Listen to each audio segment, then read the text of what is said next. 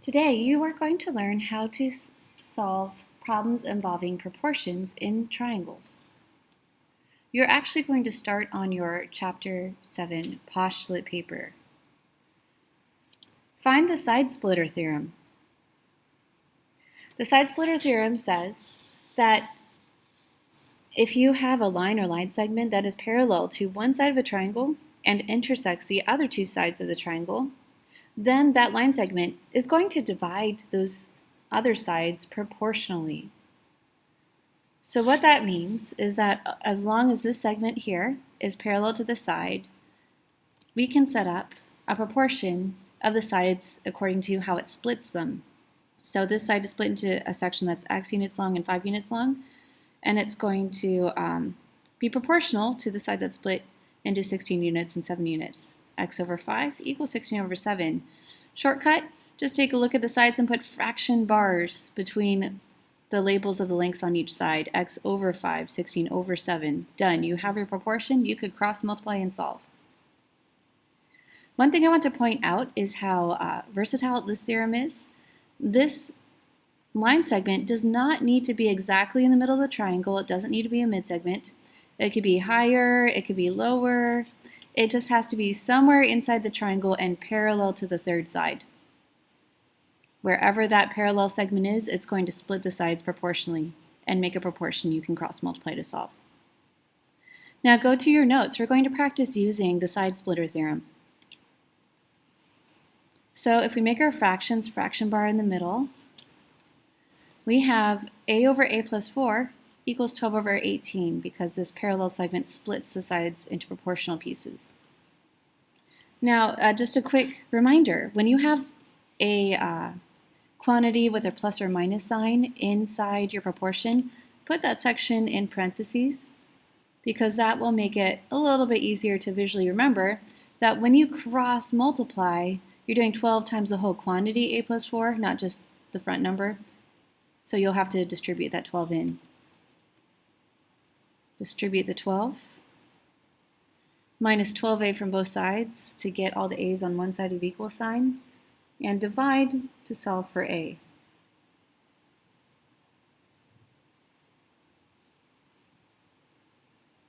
Question 2. Since this segment is parallel to one side of the triangle, we can apply the side splitter theorem. The right side of the triangle is a little bit easier to figure out how to set up our fraction. The left side will take more work.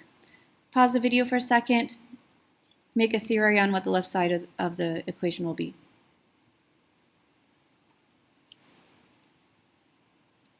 The left side of the equation is going to be 30 over 15. Let's talk about why. Notice how this 45 is the whole side length. But if we want to make a fraction that matches the 10 over x sections, we need just this little section. We want to say the 30 section over however long this is. If you do 45 minus 30, the missing section has to be 15 units long. 30 plus 15 gets you the total 45. Since 45 was the whole total side, we could not use that in our fraction. We needed the pieces instead. Now, a quick note, you have to make sure that the order you have the side pieces in your fraction matches. So if you did 10 over x, to match it, you have to do 30 over 15, not 15 over 30. You have to kind of go in the matching order with parallel or corresponding sections. Then you can cross multiply and solve. Now go back to your postulate paper. The side splitter theorem has a corollary. Remember, corollary is it's like a child theorem. It's taking a previous theorem one step further. The corollary to the side splitter theorem says that you can apply this pattern even if you have parallel segments that are not in a triangle. If you have 3 parallel segments with 2 transversals, the 2 transversals are going to be split in such a way so that they're proportional to each other. In other words, you can make a fraction here and a fraction here, and they're going to be equivalent fractions, and you can cross multiply and solve. So these problems are the way you solve them, the way you set up your proportion and cross multiply, it's exactly like the side splitter theorem problems. The only difference is your parallel sections aren't actually in a triangle, but the pattern still works. Go back to your notes I want you to use this theorem to solve questions 3 and 4.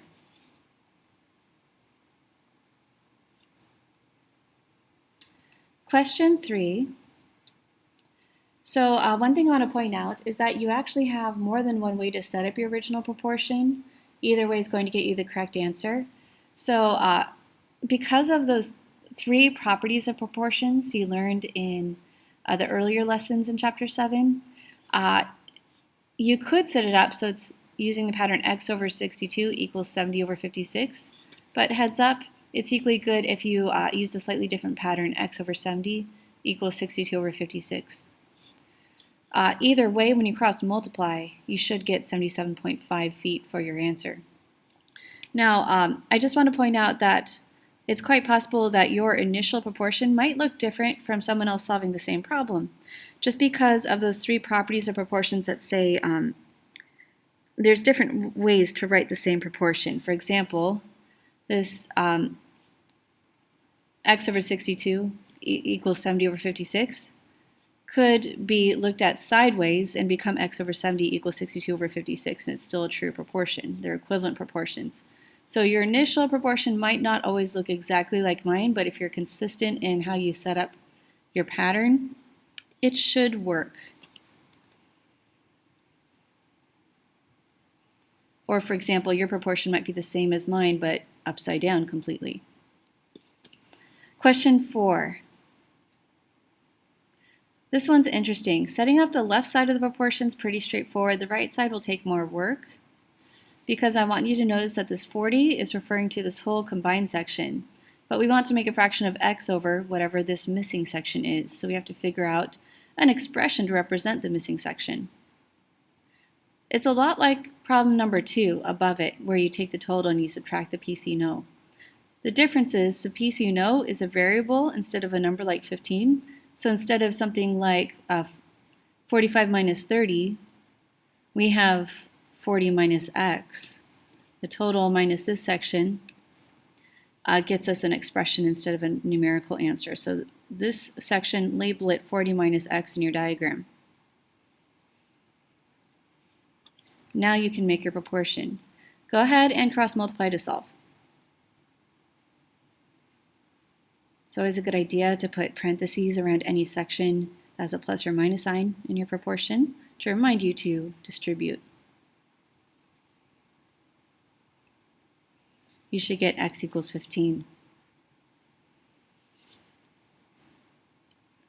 One last theorem for today. Go back to your Post-it paper for the last time. The triangle angle bisector theorem. The triangle angle bisector theorem says that if a ray bisects an angle of a triangle, actually guys, I forgot something on the diagram. Can you add congruent angle symbols here and here on your diagram? Because this is an angle bisector. Matching angle congruency symbols here and a matching arc here. So as long as these 2 angles are equal to each other, creating an angle bisector, then that angle bisector where it hits the 3rd side will split the 3rd side so it's proportional to the other 2 sides of the triangle. In other words, you can make a fraction of the left 2 sides, left numbers, a fraction of the right numbers, and it will create a proportion you can solve.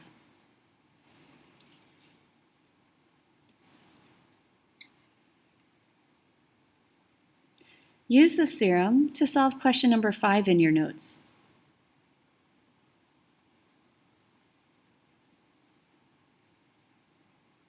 Your original proportion will either look like x over 9 equals 25 over 15, or possibly x over 25 equals 9 over 15. That would work as well.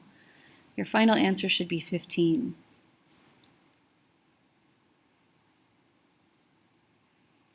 Go ahead and set up question number 6.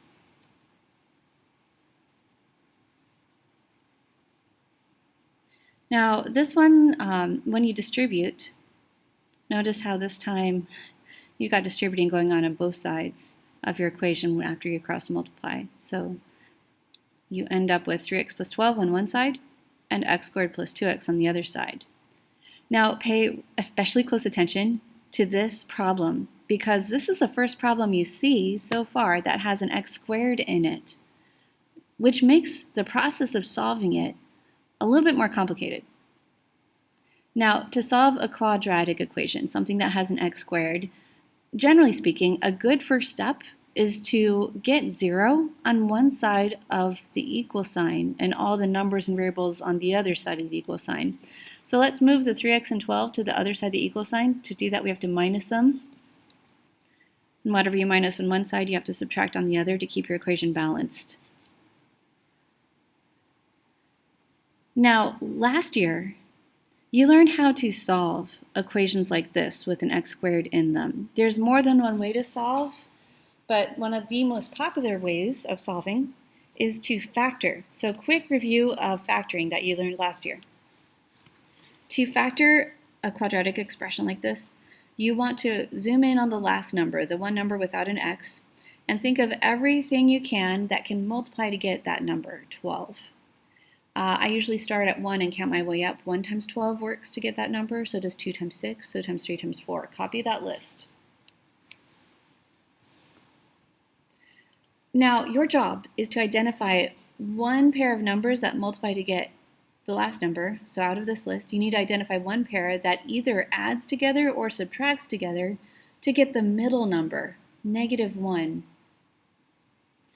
Which of these works to either add or subtract to get -1? 3 and 4 can subtract to get -1.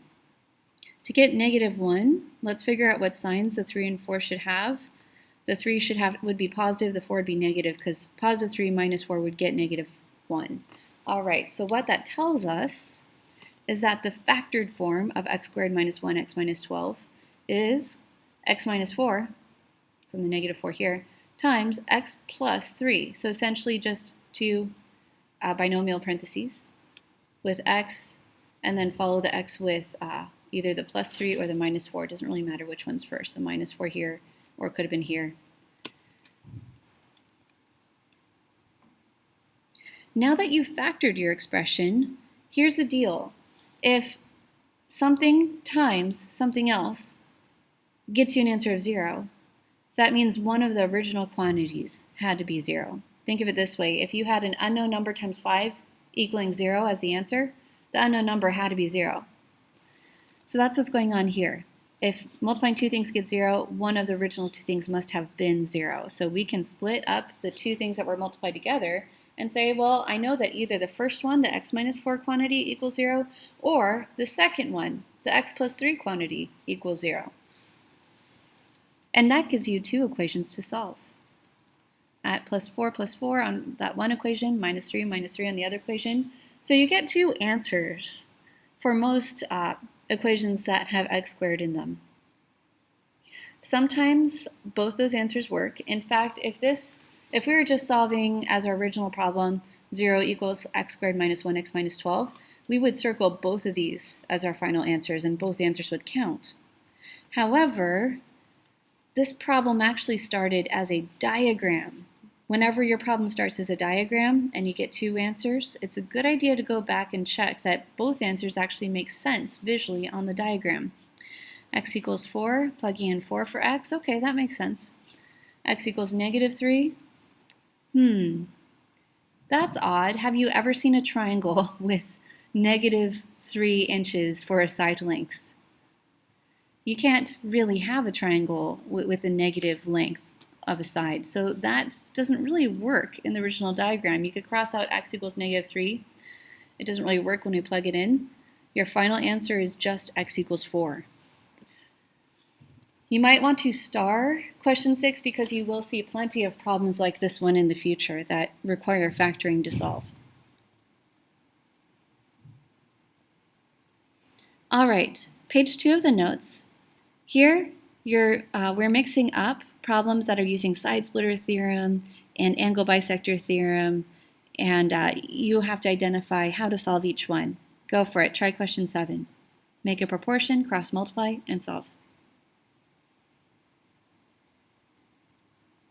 If you got x equals 4, well done. Your original proportion may have been a little bit different, but as long as you figured out a pattern and stuck with it, you're good. Question 8, what did you get? If you got 10.5, well done. That one was using the corollary to the side splitter theorem. Try question 9. You should get x equals 4. Try question 10. X equals 37.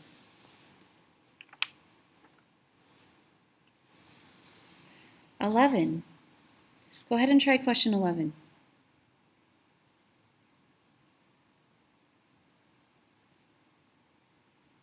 Always a good idea to put parentheses around parts of your proportion that have plus or minus signs in them, so that when you cross multiply, you remember to distribute. You want to get all the x's on one side of the equation, all the normal numbers on the other. So I'm going to minus 27x minus 27x, and then plus 24 plus 24.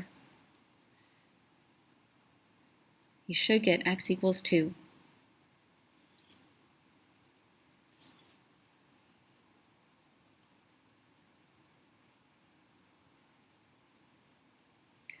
Question 12. Go ahead and set up your proportion. And then tell me, what do you get when you cross multiply? After you cross multiply, what does your equation look like?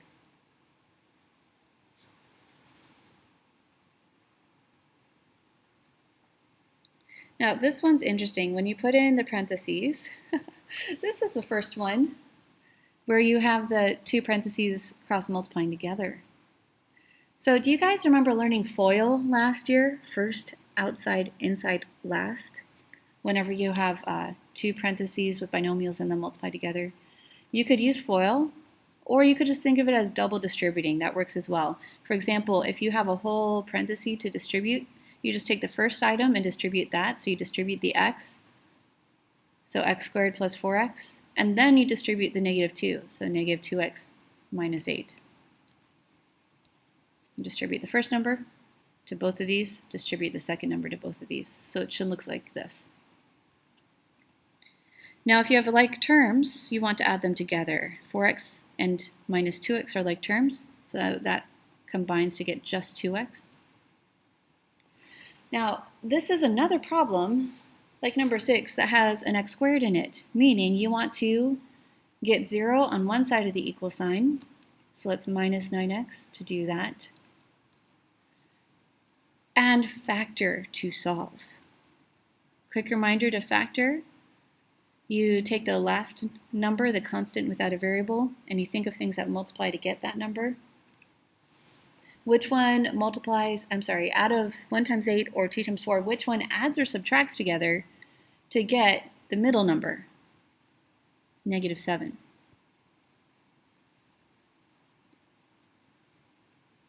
If you said 1 times 8, that works. Figure out what signs the 1 and 8 would have to get negative 7 when you add them. To get negative 7, it would have to be a positive 1 and a negative 8. So that tells us that the factored form of this expression is x and then plus 1 times x and then minus 8.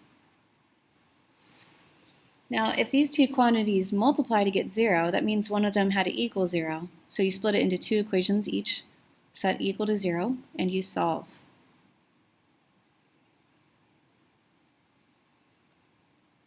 Now do a quick check. Negative 1, if we go to the diagram, oh man, if we plug it in for x here, it doesn't make sense to have a side that's negative 1 units long. So that's ruled out, but 8 does make sense. So 8 is your only answer. Go ahead and box that. Well done, everybody.